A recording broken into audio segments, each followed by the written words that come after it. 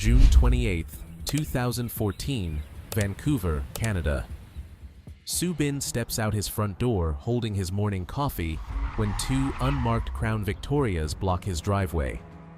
8 Royal Canadian Mounted Police officers surround him instantly. The coffee mug shatters on concrete. Su Bin, a 49-year-old aviation parts dealer with 3 employees, doesn't resist. He knows exactly why they're here. For 6 years, he's been stealing America's most classified military technology. Not with guns or lockpicks, with hackers, emails, and Excel spreadsheets. The officers find 630,000 stolen Boeing files on his laptop, design specs for the F-35 Lightning II stealth fighter, radar signatures for the F-22 Raptor, flight test protocols worth $31 billion in development costs. Su Bin hasn't just stolen documents, he's stolen the future of air superiority, and he's already delivered it to Beijing. But here's what the officers don't know yet. Arresting Su Bin will trigger an international hostage crisis. And the technology Su stole? It's already flying over the South China Sea. But how did he pull it off? And why did Beijing choose him? 2008, Beijing Aerospace Conference. Su Bin works the room like a politician, memorizing names, companies, clearance levels. His business card reads, Load Tech Industries, a company that manufactures cable harnesses for commercial aircraft with an annual revenue of $180,000. But his real job pays considerably more. That morning, Su received new instructions from 2 People's Liberation Army hackers operating under the code names UC2 and UC3. Their target list includes 17 American defense contractors. But they have a problem. They don't know which employees have access to classified servers, which Su Bin does. For 3 years, Su has been mapping the American defense industry from the inside. At the Paris Air Show, he befriends a Boeing engineer named Michael Chen, who mentions working on something special in Long Beach. At a supplier conference in Seattle, he meets Jennifer Park from Lockheed's Skunk Works division. She complains about their new security protocols, revealing exactly which protocols to avoid. Su records every detail in encrypted files labeled cultivation reports. By December 2008, he's identified 147 employees across 31 companies with potential access to military programs. He marks 12 as primary targets, people with financial problems, bitter about promotions, or simply careless with passwords. China needs this intelligence desperately. Their J-10 fighter can't match the F-16. Their transport planes carry half the payload of American equivalents. Pentagon analysts estimate China is 20 years behind in aviation technology. Su Bin plans to compress those decades into months. His first target is Boeing's C-17 Globemaster III production facility in Long Beach, California. The C-17 costs $202 million per unit and can deliver 170,000 pounds of cargo anywhere on Earth. China has been trying to build an equivalent for 11 years, and they've failed 17 times. On January 9, 2009, Su sends UC2 a phishing template disguised as a Boeing pension update. The email targets Dennis Liu, a stress engineer Su met at a Vancouver trade show who complained about his retirement fund. Liu clicks the link at 2:31 p.m. Pacific Time. By 2:32, Chinese military hackers are inside Boeing's servers. They move through the network for 18 months, installing 47 different backdoors, creating administrator accounts, and sniffing all the traffic they can. They work exclusively between 9 p.m. and 5 a.m. Pacific Time, Beijing business hours, when Boeing's security team is skeleton-staffed. The hackers send Su directory listings every week. One contains 6,000 pages of file names. Su highlights 22 folders in yellow, the ones containing classified data. Inside one folder, there are over 2,000 files detailing the C-17's cargo loading system, a technology China has never successfully replicated. Each stolen file saves China an estimated 2 years of research. Some files are so sensitive that Boeing doesn't even know they've been copied until the FBI shows them proof 5 years later. By the way, if you're enjoying this investigation into one of history's most damaging spy operations and want to see how deep this conspiracy goes, hit subscribe. Because what Su Bin steals next will fundamentally alter the balance of military power. By March 2010, Su's team extracts 630,000 files, totaling 65 gigabytes from Boeing. The haul includes stress test data, materials specifications, manufacturing tolerances, everything needed to reverse engineer the C-17. Su personally translates 3,400 pages from English to Mandarin, adding annotations like "critical for thermal management" and "this solves our hydraulics problem." In a progress report to Beijing, he writes, "We have safely, smoothly accomplished the mission of stealing the C-17, making important contributions to national defense scientific research. But the C-17 was never Su's ultimate target. It was practice, a test run for something much bigger." On April 15, 2010, Su receives new orders from Beijing. He has a new target, the Lockheed Martin's crown jewel, the F-35 Lightning II. But how do you steal a $1.7 trillion fighter jet program? And why would China risk war to get it? October 11, 2011. Su Bin's home office in Richmond, British Columbia. He's reviewing the latest hack when he spots something extraordinary in the stolen files, a document. And this single document contains the electromagnetic signature of America's newest stealth fighter, the exact radar frequencies the F-35 can evade. With this data, China can design radars specifically tuned to detect invisible aircraft. Su marks it Priority 1 and adds a note. This changes everything. The F-35 program involves 1,700 suppliers across 45 states. Lockheed Martin maintains the primary servers, but thousands of subcontractors hold pieces of the puzzle. BAE Systems designs the electronic warfare suite. Northrop Grumman builds the radar.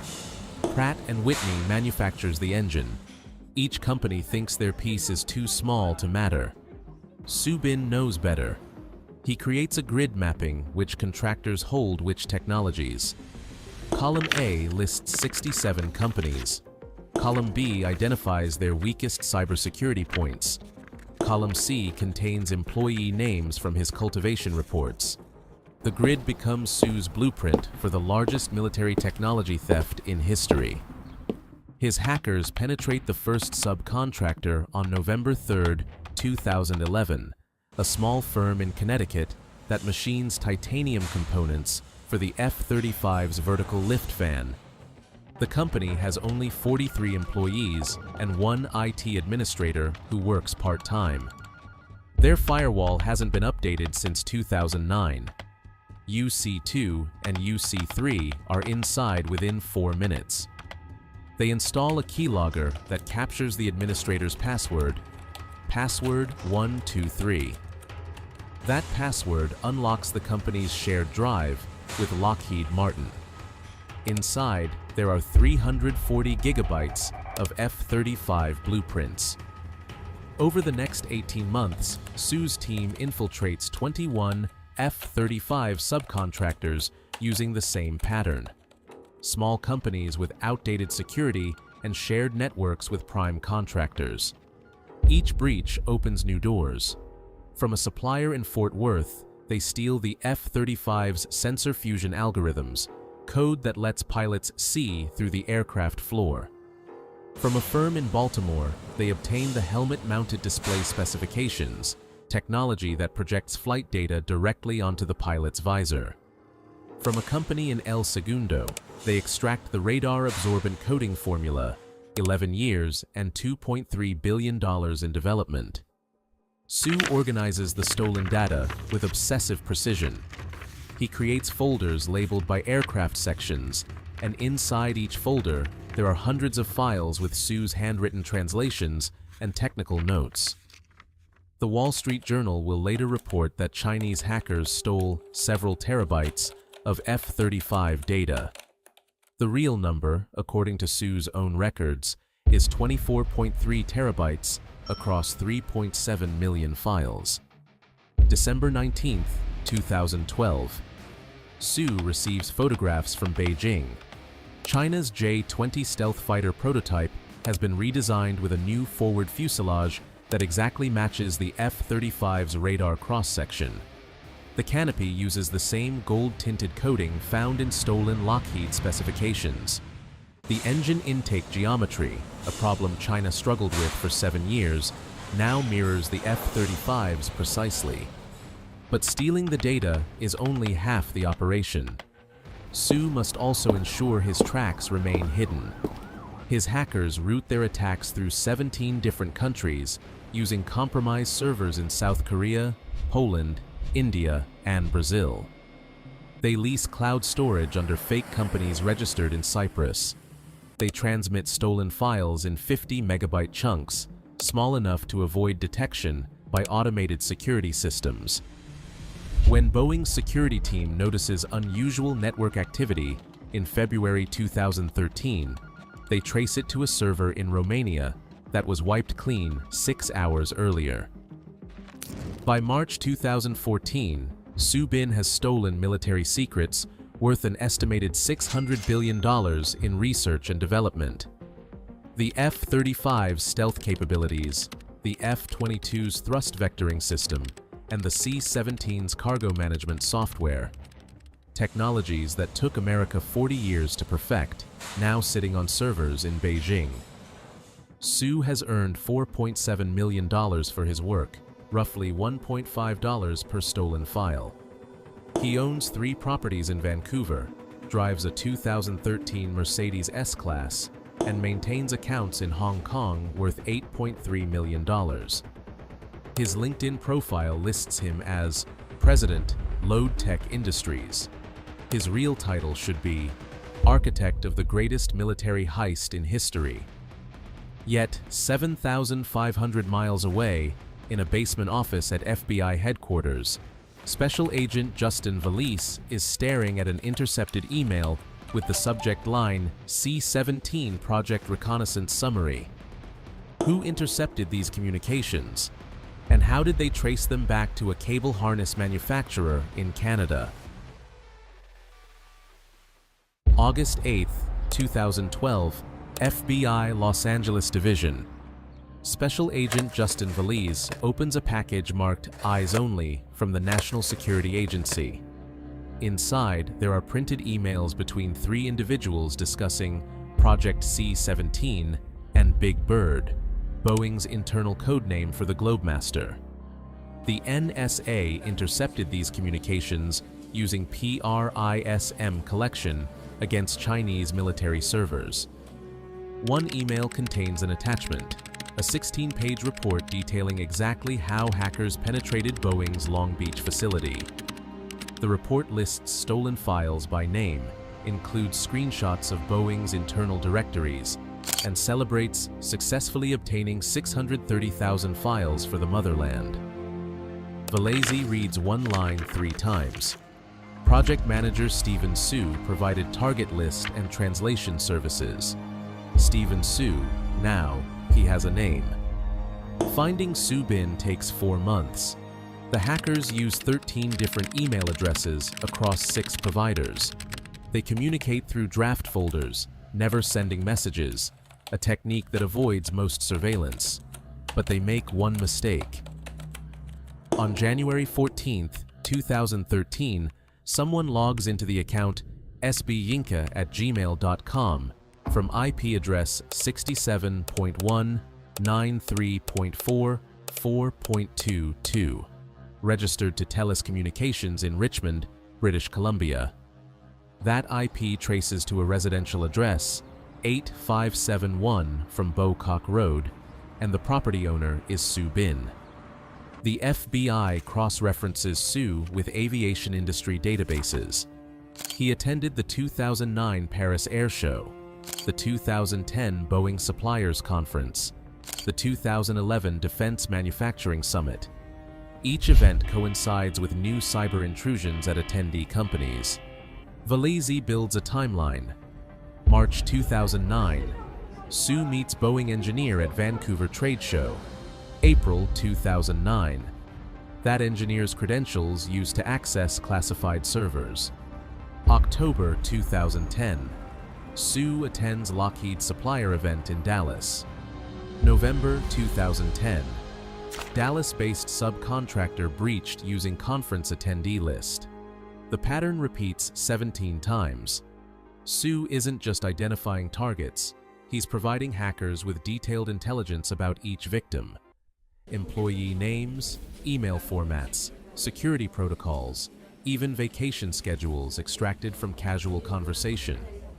One email from UC2 thanks Su for noting that Target's IT department is minimal during Thanksgiving week. The FBI's investigation expands across 3 agencies. The Air Force Office of Special Investigations calculates the military impact.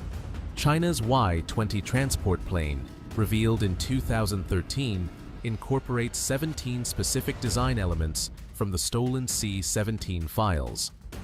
The Naval Criminal Investigative Service finds that China's J-31 fighter prototype uses the exact same radar-absorbent material formula stolen from Lockheed. The Defense Intelligence Agency estimates the thefts accelerated Chinese military aviation by 10 to 15 years, saving Beijing $100 billion in research costs.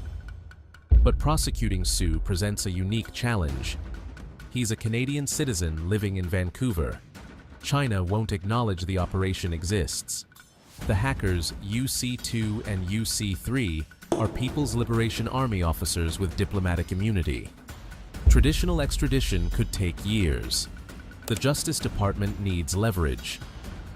On May 19, 2014, Attorney General Eric Holder announces the indictment of 5 Chinese military hackers for economic espionage, the first ever criminal charges against foreign military officers.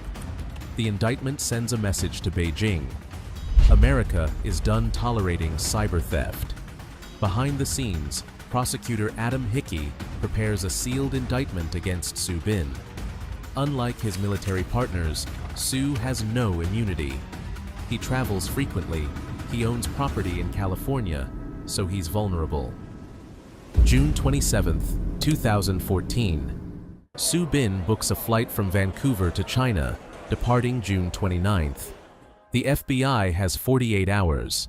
Valese calls the Royal Canadian Mounted Police at 4 p.m. By 6 p.m., Canadian prosecutors have an arrest warrant. By 10 p.m., surveillance teams confirm Su is home at 857 1 Beaucock Road. They'll move at dawn. The arrest operation involves 31 officers across multiple agencies, RCMP tactical teams, FBI liaisons, Canadian Security Intelligence Service observers. They expect Su might attempt to destroy evidence, standard protocol for intelligence assets. 2 officers are assigned solely to secure electronics. They must prevent Su from triggering any kill switches that could wipe his drives. At 5:43 a.m. on June 28th, teams take positions around Su's house. At 5:47 a.m., Su opens his front door. In his hand, there is a cup of coffee and his Samsung Galaxy phone. An officer immediately separates him from the device. Good thing, Su had an encrypted messaging app open, his thumb hovering over a button labeled Emergency Clean. Inside Su's home office, investigators find 3 laptops, 8 external drives, and 47 USB sticks hidden inside a fake electrical outlet. The primary laptop contains 892 gigabytes of stolen military data, organized in folders with Chinese labels. One folder alone, F-35 electromagnetic properties, contains information classified beyond top secret. If leaked publicly, these files would compromise the entire F-35 fleet's survivability. Su has backups of everything on drives scattered across 3 continents. Even now, arrested and facing extradition, he assumes Beijing will negotiate his release. He's about to learn that China protects its assets differently. Within 5 days of Su's arrest, 2 Canadians living in China will vanish into detention. Their crime? Being Canadian at the wrong time. Who were Kevin and Julia Garrett? And why did China choose them? July 4th, 2014. Dandong, China, near the North Korean border. Kevin and Julia Garrett finish dinner at the Shangri-La Hotel. For 30 years, they've run Peter's Coffee House, teaching English and helping North Korean refugees. They're discussing plans for their son's wedding when 8 state security agents surround their table, without explanation or charges. The Garretts are separated, hooded, and driven to different facilities. Kevin won't see daylight for 23 months. Julia will be interrogated for 200 consecutive days. Their arrest occurs exactly 6 days after Su Bin's capture, precision timing that Western intelligence immediately recognizes as retaliation. China's message is unambiguous. Touch our assets, we take yours. The Foreign Ministry denies any connection between the cases, but Chinese state media tells a different story. The Global Times publishes an editorial on July 8th titled, "The Patriot Su Bin." It reads, "If Su has stolen these secrets for China, we are willing to show our gratitude and respect for his service to our country. On this secret battlefield without gunpowder, we face endless Western aggression. Special agents who gather intelligence deserve hero status." The article receives 3.7 million views and 400,000 supportive comments on Weibo. One comment with 50,000 likes. Su Bin did more for China than 1,000 soldiers. Behind closed doors, Chinese diplomats make their position clear to Canadian officials. Vice Foreign Minister Liu Zhenmin tells Canada's ambassador that certain bilateral irritants could be resolved if Canada shows flexibility on Su Bin's case. The translation is, "Release Su, or the Garretts stay imprisoned." Canada faces an impossible choice: honor their extradition treaty with America and sacrifice 2 innocent citizens, or cave to hostage diplomacy and destroy their credibility. Prime Minister Stephen Harper chooses a third option: stall. For 18 months, Su Bin's case crawls through Canadian courts. His lawyers file 17 different motions challenging extradition. Meanwhile, Kevin Garrett loses 40 pounds in detention. He's kept in a cell with lights that never turn off, subjected to daily interrogations about stealing state secrets. The secrets? Chinese investigators claim the Garretts photographed military installations. The evidence? Tourist photos with buildings visible in the background. Julia develops hypertension from stress, requiring medication that Chinese authorities randomly withhold. Their son files 200 appeals, all rejected without explanation. Su Bin watches this unfold from his minimum security detention in Vancouver. He receives Chinese newspapers, encrypted letters from Beijing, even visits from Chinese consular officials who assure him he'll be home soon. But by December 2015, something shifts. The Canadian courts reject his final appeal. The Americans offer a plea deal, admit guilt, serve 46 months, and avoid trial. If he fights and loses, he faces 60 years. Su's handlers in Beijing go silent. There are no more visits, no more letters. The message is clear: he's been burned. On February 23, 2016, Su Bin makes a decision that shocks Beijing. He waives extradition and agrees to face American justice. Within 72 hours, he's on a plane to Los Angeles. On March 23, standing before Judge Christina Snyder, Su pleads guilty to conspiracy to hack American defense contractors. He admits to identifying targets, directing hackers, and translating stolen documents. His confession provides the FBI with their first complete picture of Chinese military intelligence cyber operations. Names, methods, targets, everything Beijing never wanted exposed. The plea agreement reveals staggering details. Su confirms stealing files from 37 different companies. He identifies 14 specific technologies transferred to China's aviation industry. He admits to earning $4.7 million over 6 years, paid through shell companies in Hong Kong and Macau. Most damaging, he confirms the stolen data directly influenced China's J-20, J-31, and Y-20 programs. These aren't allegations anymore. They're confessions from China's own spy. The intelligence community will study Su's testimony for years, using it to patch vulnerabilities and identify other potential assets. Judge Snyder sentences Su to 46 months in federal prison, less than 4 years, for stealing $600 billion in military secrets. The light sentence reflects his cooperation and America's desire to send a message: defect, and we'll protect you. Even your enemies respect a professional. Su serves his time at Terminal Island Federal Correctional Institution, a minimum security facility known for housing white-collar criminals. He teaches Mandarin to inmates, maintains a vegetable garden, and writes a 400-page memoir that the CIA classifies immediately upon completion. September 15, 2016. 2 weeks after Su enters federal prison, China releases Kevin and Julia Garrett. Kevin has been held for 775 days, Julia for 186. They're deported to Canada with no explanation, their coffee house seized, their life's work destroyed. The prisoner swap nobody acknowledges is complete. Su's betrayal costs Beijing 2 years of hostage leverage for nothing. The Garretts return to Canada traumatized but alive. They'll spend years in therapy recovering from their ordeal, as pawns in a game they never chose to play. The Su Bin affair fundamentally changes cyber espionage.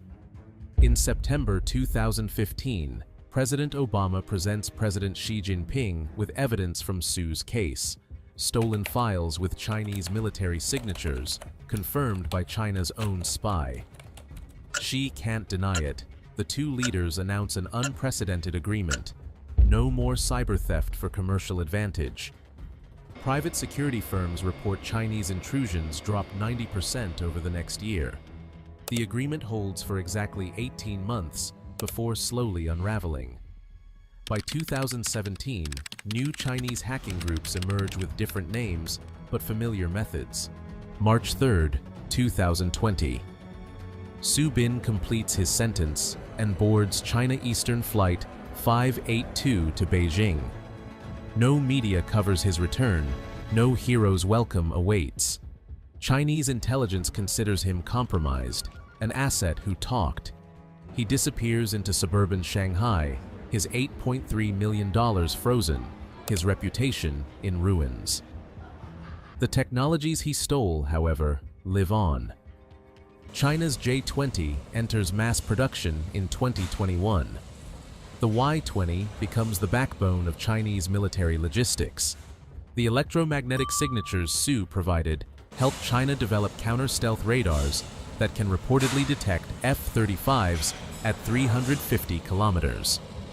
America responds by accelerating sixth-generation fighter development, embedding counterintelligence teams at every contractor, and implementing zero-trust networks that assume every user is potentially compromised. The damage is already done. China compressed 20 years of aviation development into 5. They learned not just what America built, but how America thinks. Every specification Su stole contained decades of trial and error, failed experiments, and hard-won knowledge. You can't unsteal that intelligence.